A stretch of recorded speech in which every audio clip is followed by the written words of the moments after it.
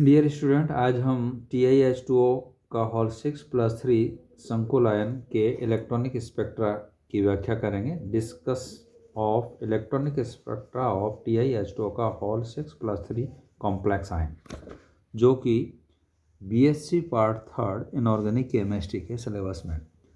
देखिए, हम बच्चों transition electronic spectra of transition metal complex का टॉपिक पढ़ रहे थे। इस टॉपिक के अंदर ये हमारा लास्ट है, जिसमें हम TiH2O संकुल के इलेक्ट्रॉनिक स्पेक्ट्रा का हम जो है डिस्कस करेंगे, इसकी व्याख्या करेंगे।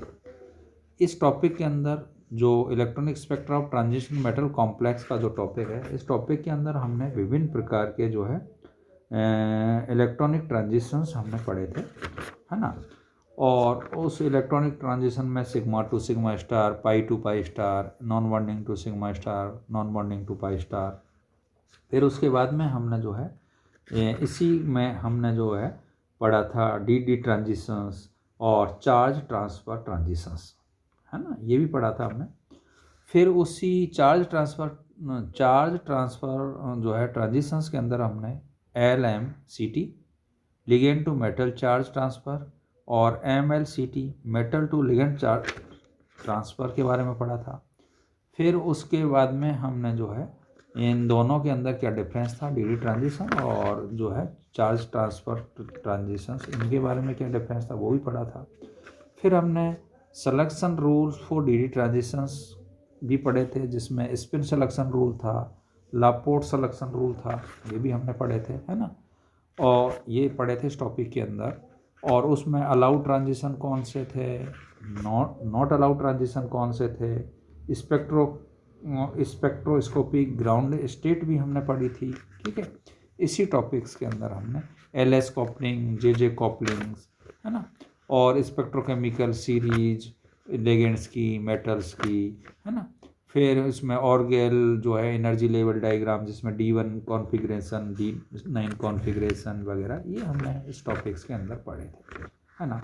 और हमने उसी क्रम में जो है इसमें लास्ट में जो है, जो कि आपने सेकेंड ईयर में भी कॉम्प्लेक्स केमिस्ट्री के अंदर पढ़ा था, TiH2O का हॉल 6 जो कॉम्प्लेक्स है उसका उदाहरण लिया था, और जो कि एक अष्टफलकी ऑक्टाहेड्रल कॉम्प्लेक्स है, जिसमें Ti जो है +2+3 ऑक्सीडेशन स्टेट में है।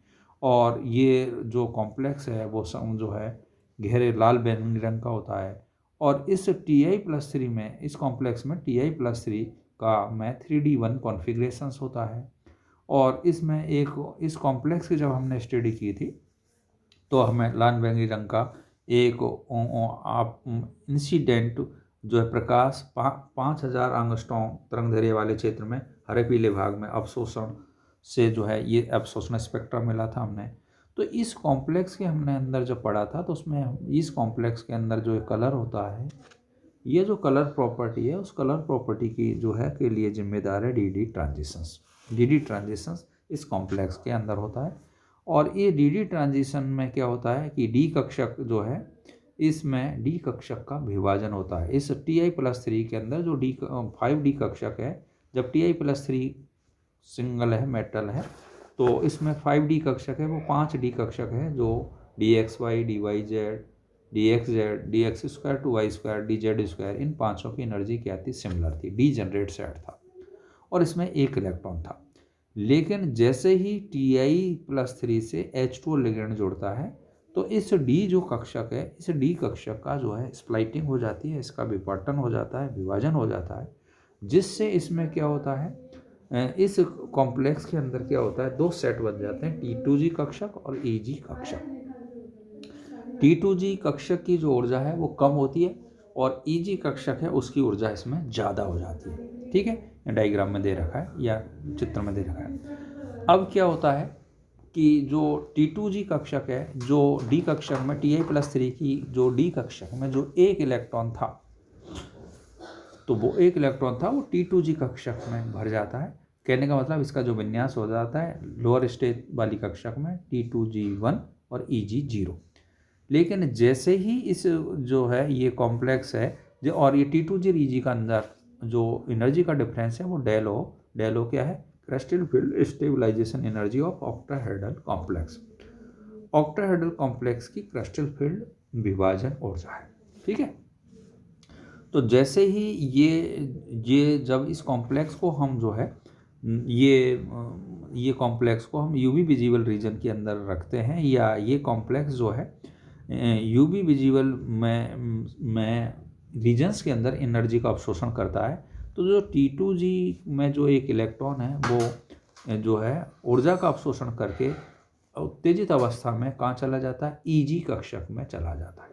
किस में चला जाता है, EG। तो इसका विन्यास हो जाता है क्या, T2G 0 और EG1 विन्यास इसका हो जाता है। तो ये विन्यास जैसा ये डायग्राम में यहाँ पर दे रखा है, और इसी को हम बोलते हैं DD ट्रांजिशंस। जैसा TiH2 का हॉल 6+3 संकुल में ये DD संक्रमण यहाँ पर बस रहा है ना। और जब ये अवशोषण के पश्चात शेष बचे हुए परावर्तित प्रकाश का रंग लाल बैंगनी होने से संकुल का रंग हमें क्या, लाल बैंगनी यहाँ पर दिखाई देता है।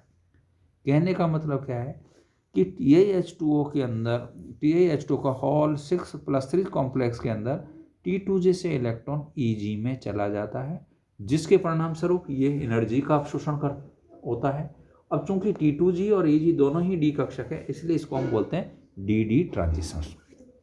ठीक है, और इस DD ट्रांजिशन के कारण TiH2O का हॉल 6 के स्पेक्ट्रम में जो है स्पेक्ट्रम मिलता है, वो स्पेक्ट्रम कलर स्पेक्ट्रम में जो है एक चौड़ी बैंड प्राप्त होती है, और उसकी जो फ्रीक्वेंसी है वो है 20,300 सेंटीमीटर इनवर्स। यहाँ पर लैम्डा का मान जो है यहाँ पर इस तरीके से μs बेम नंबर इसमें ये दिए गई है यहाँ पर।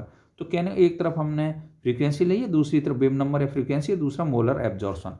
तो इस वजह से ये जो कॉम्प्लेक्स है ये कलर प्रॉपर्टी रिप्रेजेंट करता है, या TiH2O का हॉल 6+3 कॉम्प्लेक्स में जो कलर प्रॉपर्टी है वो किसकी वजह से आती है, DD संक्रमण की वजह से यहाँ पर आती है। ठीक है, और ये जो DD संक्रमण है ये इसके कलर के लिए जिम्मेदार है ना। तो यहाँ पर इसमें ये डायग्राम्स के अंदर दे रखा है, यहाँ पर TiH2 का हॉल 6+3 संकुल में DD संक्रमण है, और ये इसकी फ्रीक्वेंसी यहाँ पर ये इसमें दिखाई है।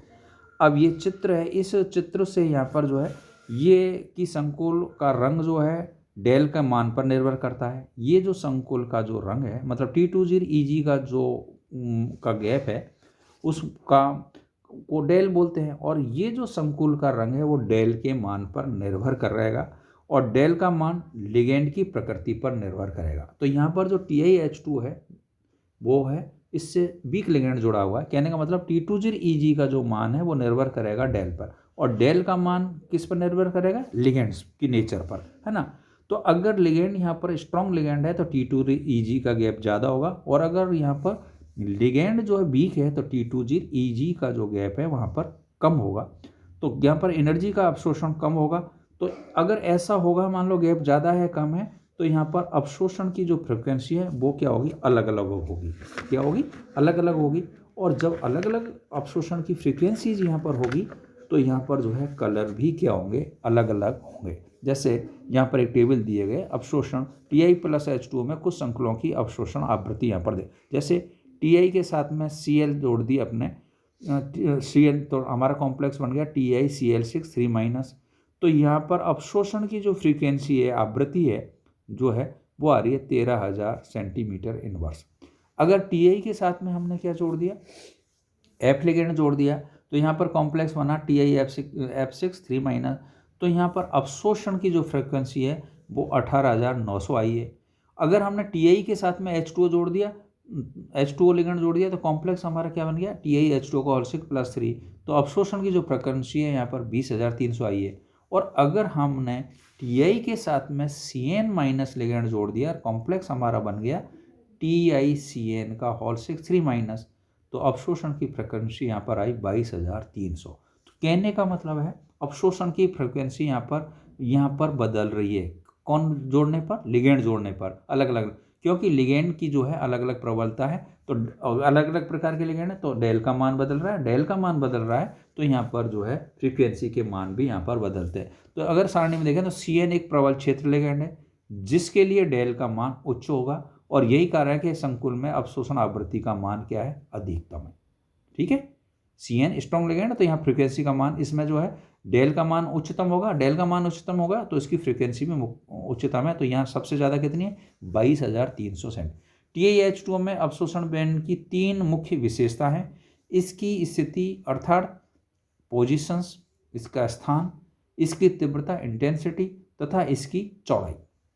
ठीक है, तो बैंड की स्थिति जो है ये, अगर TiH2O संकुल को यहाँ पर देखें तो इसमें अवशोषण बैंड की 3 मुख्य विशेषताएं, इसको ध्यान से देख लेना यहाँ पर, जिसमें क्या है, एक तो उसकी पोजीशंस, दूसरी उसकी इंटेंसिटी तीव्रता, और तीसरी उसकी ब्रॉडनेस चौड़ाई।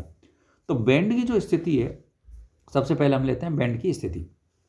तो जो बैंड की स्थिति है, बैंड की पोजीशन ऑफ बैंड की है, बैंड की स्थिति डेल ओ अथवा डी क्यू की गणना संभव है ना। ई ऊर्जा और क्रिस्टल क्षेत्र डी क्यू दोनों समान इकाई सेंटीमीटर इनवर्स में लिया जाता है, अतः D1 विन्यास के लिए अवशोषण की आवृत्ति ही डेल के बराबर है। अवशोषण की आवृत्ति बराबर डेल बराबर कितना मान आ रहा है यहाँ पर, 20,300 सेंटीमीटर इनवर्स TiH2O6 के लिए, क्योंकि 1 किलो जूल पर मोल बराबर आ रहा है 83.7 सेंटीमीटर इनवर्स, और 1 किलो कैलोरी पर मोल बराबर आ रहा है 350 सेंटीमीटर इनवर्स। इसलिए डेल बराबर यहाँ पर आ जाएगा 20,300 ऑब्लिक 83.7 बराबर आता 243 किलो जूल पर मोल। तो डेल का मान यहाँ पर, या 20,300 ऑब्लिक 350 तो 58 किलो कैलोरी, वो जूल में था, ये किलो कैलोरी में है, पर मोल आ रहा है। और डेल बराबर 10 डी क्यू आ रहा है, तो डी क्यू बराबर डेल बटा 10, मतलब डी क्यू का मान आ रहा है 24.3 किलो जूल पर मोल, या 5.8 किलो कैलोरी पर मोल। तो ये हम इस तरीके से बैंड की स्थिति को, पोजीशन ऑफ बैंड को यहाँ पर गणना कर सकते हैं। इसी प्रकार से आ रही है बैंड की तीव्रता, intensity of band, intensity of band तीव्रता। तो TiH2O का हॉल 6+3 का अवशोषण बैंड बहुत दुर्बल होता है। ठीक है, एक तो क्या होता है, वीक होता है। दूसरा, अष्टफली के संकुलों में DD संक्रमण लापोर्ट वर्जित है, मतलब लापोर्ट नियम हमने पढ़ा है, तो उस लापोर्ट नियम के अनुसार कि वो कहता है कि भाई जो है, क्योंकि दोनों की सिमेट्री समय जीरेड टू जीरेड कक्षक हो गया GG को, और वो कह रहा है कि GG जो है वो फोरबिडन है, मतलब वो होता नहीं है, वर्जित है, मतलब वो संकरण नहीं है, अतः अवशोषण बैंड की तीव्रता 0 होनी चाहिए, है ना। लेकिन लापोर्ट जो सलेक्शन नियम है में भंजन के कारण TiH2O के स्पेक्ट्रम में कम तीव्रता वाला एक चौड़ा बैंड प्राप्त होता है, और लापोर्ट नियम में इसमें जो है, इसमें रिलैक्सेशंस दिए गए थे, शिथिलता दी गई थी। तो इसलिए इसमें क्या किया कि धातु, और उसके 2 कारण बताए यहाँ पर, धातु और लिगेंड कक्षकों का अतिव्यापन होने से संक्रमण धातु आयन के शुद्ध डी कक्षकों के मध्य न होकर मिश्रित कक्षकों के मध्य होता है। धातु तथा लिगेंड कक्षकों का अतिव्यापन होने से संक्रमण धातु आयनों के शुद्ध डी कक्षकों के मध्य न होकर क्या होता है, मिक्स्ड ऑर्बिटल के मध्य होता है। नंबर 1 बंद, तो उसने लापोर्ट नियम में ये कहा। दूसरा, धातु लिगेंड बंध के कंपन के कारण संकुल का सममिति केंद्र नष्ट हो जाता है, मतलब मेटल लिगेंड बंध के में कंपन के कारण संकुल का सममिति केंद्र क्या हो जाता है, क्या हो जाता है, नष्ट हो जाता है। सम्मति मतलब उसमें सिमेट्री नहीं रह पाती, इसलिए ये दोनों रिलेक्शन दिए गए। और इसकी इंटेंसिटी जो है, अवशोषण बैंड अब दुर्बल होता है, इसमें जो है ना दुर्बल बैंड होता है, और इसकी जो तीव्रता है वो, इसकी चौड़ाई है वो कम तीव्रता वाला एक चौड़ा बैंड इसमें प्राप्त होता है। ये लापोर्ट नियम में यहाँ पर जो दी गई थी। तो एक इंटेंसिटी ऑफ बैंड है ना। तीसरी यहाँ पर जो इंपॉर्टेंट पार्ट है TiH2O का हॉल 6 कॉम्प्लेक्स में, वो ये है कि ब्रॉडनेस ऑफ बैंड, बैंड की तीव्रता आ गई, दूसरा पहली तो आ गई बैंड की पोजीशंस आ गई, दूसरी आ गई बैंड की तीव्रता आ गई, और तीसरा बैंड की चौड़ाई, ब्रॉडनेस ऑफ बैंड। TiH2O का हॉल 6+3 स्पेक्ट्रम एक पतले लाइन के रूप में न होकर के क्या, एक चौड़े बैंड के रूप में हमें प्राप्त होता है। जैसा आपने पिछले डायग्राम्स में देखा था, यह चौड़ा सा एक बैंड सा मिलता है ना। तो इस प्रकार से जो ये जो है तीन चीज़ें TiH2O का हॉल 6 में अवशोषण बैंड के तीन मुख्य जो विशेषता है, पहली पोजीशंस ऑफ बॉन्ड, दूसरी इंटेंसिटी ऑफ बेंड, और तीसरी यहाँ पर जो है ब्रॉडनेस ऑफ बेंड, है ना। ये जो है यहाँ पर हम पढ़िए, ये आपने सेकेंड ईयर्स में नहीं पढ़ी थी, समझ रहे हो आप। तो ये सब चीज़ें आप यहाँ पर ध्यान से इसको देखना। तो इस प्रकार से हम जो है TiH2O संकुल आयन के इलेक्ट्रॉनिक स्पेक्ट्रा की हम व्याख्या ढंग से यहाँ पर कर सकते हैं, जो कि काफ़ी पूछा जाता है। ये चीज़ें आपके सिलेबस में है और ये पूछी जाती है मोस्टली, तो इसको आप ध्यान से पढ़ना। आई होप आपको समझ में आया होगा। Thank you. Doctor HS Goswami, government college Kota.